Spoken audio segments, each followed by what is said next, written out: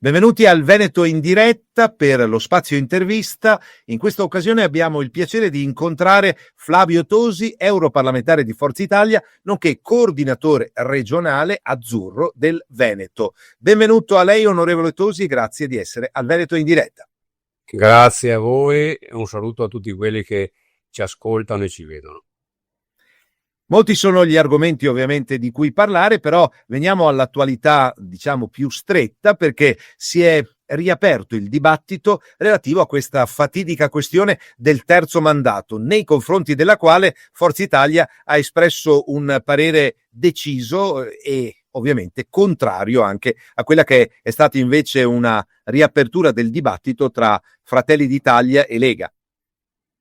Sì, anche se poi in realtà non si è ben capito perché c'è stato un incontro a Roma tra i tre leader, ma non hanno parlato del fatidico terzo mandato, che forse insomma sarebbe un argomento di urgenza, visto che le elezioni regionali si terranno a novembre. Se si volesse aggiungere un mandato a tutti i governatori uscenti, perché parliamo di 6 regioni che vanno al voto, e fra l'altro si dovrebbe dare anche a tutti i sindaci indipendentemente, perché nel momento in cui lo riconosci ai governatori devo riconoscerlo anche a tutti i sindaci, perché il potere più grande è quello dei governatori. Se lo dai ai governatori devi necessariamente allargarlo a tutti i sindaci di tutti i comuni d'Italia.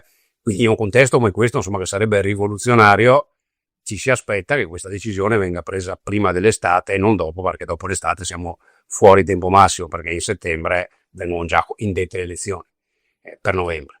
E quindi il tempo è molto stretto a disposizione. Ecco, mi ha un po' sorpreso il fatto che non abbiano parlato. Non vorrei che chi ha sollevato la questione l'avesse fatto forse anche per guadagnare un po' di tempo. Talvolta in politica succede, in assenza di decisioni o non potendo prendere decisioni in questo momento sui candidati governatori, guadagnare tempo con questa situazione che ovviamente fa perdere tempo.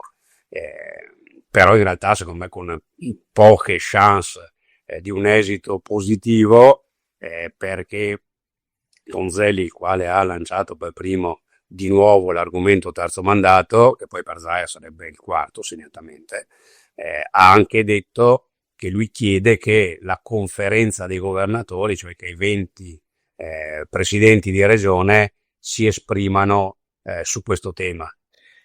Onorevole Tosi, per concludere, a proposito di attualità abbastanza stretta, lo scorso fine settimana c'è stato questo referendum, un flop annunciato, lo dobbiamo riconoscere, però di fatto il quinto quesito, quello relativo alla cittadinanza, in qualche modo ha riaperto il dibattito politico, perché il suo segretario nazionale Antonio Tajani ha subito rilanciato lo Ius Scholae.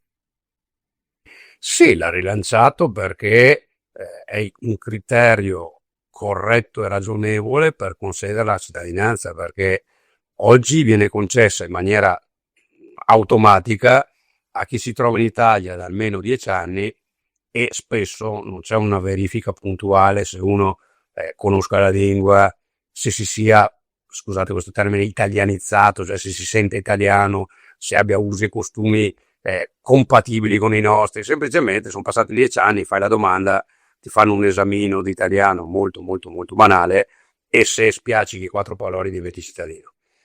Lo Ius Scholae invece, o Ius Italia come è stato ribattezzato, prevede che puoi darla anche a 16 anni, perché in realtà la concedi anche a 16 anni, ma a 16 anni perché hai fatto 10 anni di scuola in Italia con profitto, quindi dai 6 ai 16 anni hai frequentato le scuole in Italia e con profitto, quindi venendo promosso. Quindi è immaginabile che un ragazzo straniero che ha fatto 10 anni di scuola da noi, ragazzo o ragazza, e sia stato sempre promosso per 10 anni, probabilmente è molto più italiano di tanti che hanno ottenuto la cittadinanza senza appunto in realtà né sentirsi né volerlo essere, ma magari l'hanno fatto perché succede per convenienza personale.